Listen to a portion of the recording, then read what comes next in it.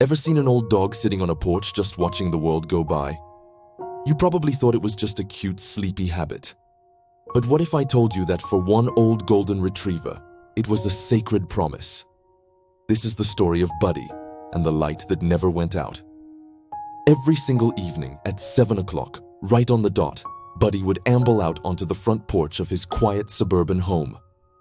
He was an old soul, a beautiful golden retriever with fur the color of faded honey and eyes that held the wisdom of a long, loving life. His movements were slow now, a bit stiff, but his purpose was unwavering. He'd settle down on the cool wooden planks, his gaze fixed on the long, empty road that stretched out before him. He'd sit there, a silent, furry sentinel, until the first streetlights flickered on, casting a warm, orange glow over the neighborhood. Then, and only then, would he slowly rise and head back inside. The neighbors all knew Buddy. They'd wave as they passed, smiling at the faithful old dog. "There's old Buddy, right on time," they'd say. To them, it was just one of those charming, quirky things animals do. A routine, a habit, nothing more. For years, this was the rhythm of the street. The sun would set, and Buddy would take his post. But then, one spring, a for sale sign on the house next door was replaced with a sold sticker. A new family moved in, the Millers. They were a young couple with a curious little girl named Lily.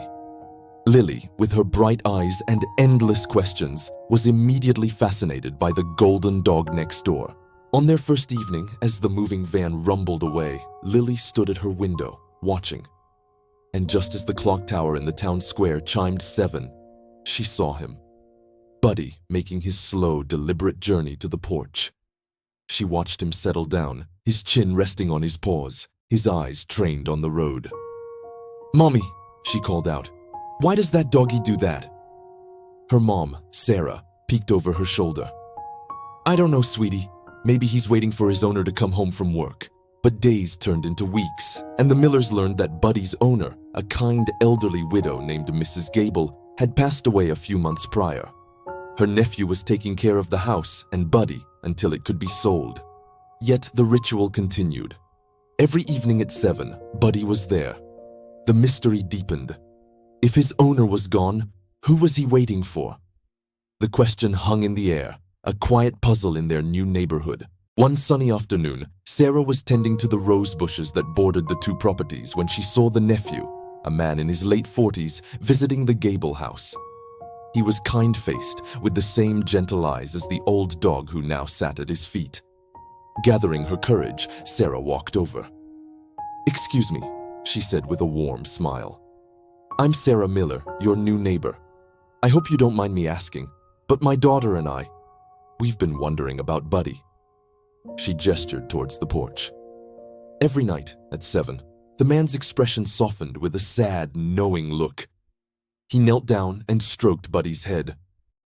"It's a long story," he began, his voice a little thick with emotion. "My Aunt Eleanor, Mrs. Gable, she started it. It was for her son, Michael." He explained that Michael had joined the military right out of high school. He was her only child, the light of her life. Every night he was gone, she would turn on the porch light at 7, so if he ever came home, he'd know she was waiting. It was her beacon, her way of sending her love across oceans and continents. "But Michael, he never came back from his last tour," the nephew said, his voice dropping to a whisper. "It's been over a decade. We lost contact. For a long time, we feared the worst." He looked at Buddy, who let out a soft sigh. Even after she got the news, Aunt Eleanor never stopped turning on the light. And Buddy, he started sitting with her. He was just a pup then. They'd sit there together, every night, watching the road. A lump formed in Sarah's throat. "When Aunt Eleanor passed," he continued, "I thought the ritual would end. But Buddy, he kept it up. He remembered. Every night at 7, he comes out here and waits. It's like he's holding on to her hope for her, keeping the light on, in his own way." The story settled over Sarah like a heavy blanket. It wasn't just a habit. It was a testament, a story of unwavering love, of a promise kept by a loyal heart that didn't know how to forget. From that day on, when the Millers saw Buddy on the porch, they didn't just see a dog. They saw a guardian of memory, a keeper of a sacred flame. Lily would sometimes leave a little bowl of fresh water for him, a small offering to the faithful watcher. The seasons changed. Summer's heat gave way to the crisp golden leaves of autumn. The rains came, and then the first chill of winter. Still, Buddy waited.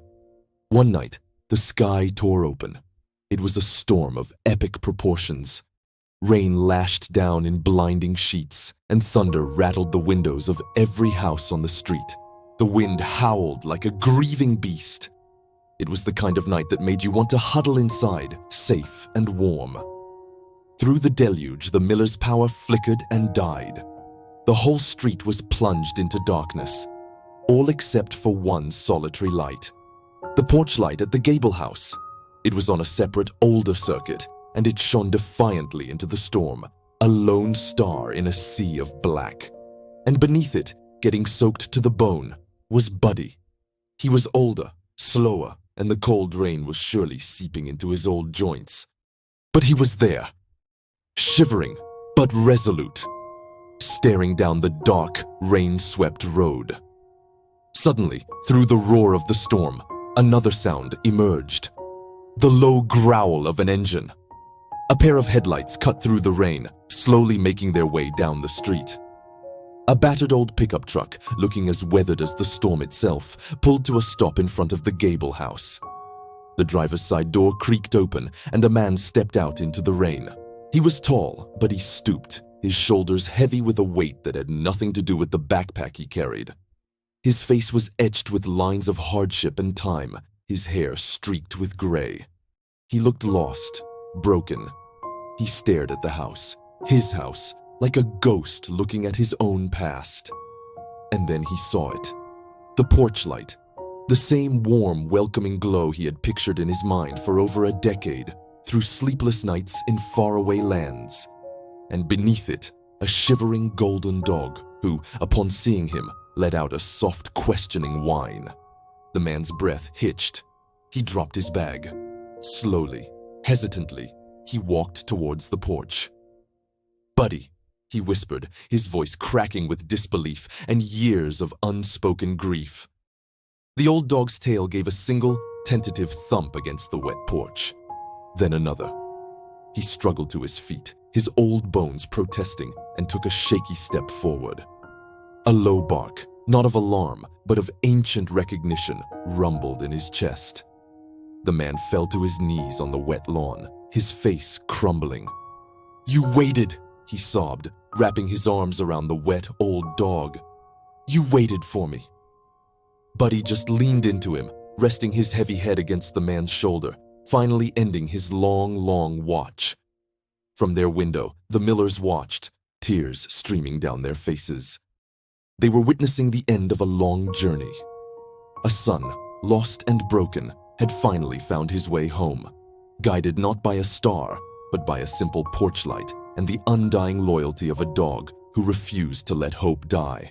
The storm eventually passed, and a quiet peace settled over the street.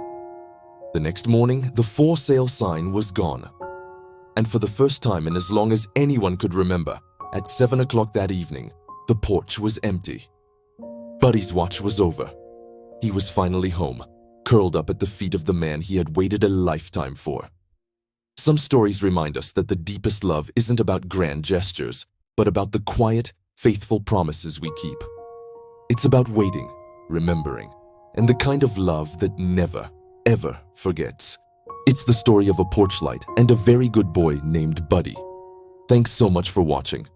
If this story touched your heart, please give this video a like and consider subscribing for more stories that celebrate the incredible bond we share with our animal friends. See you next time.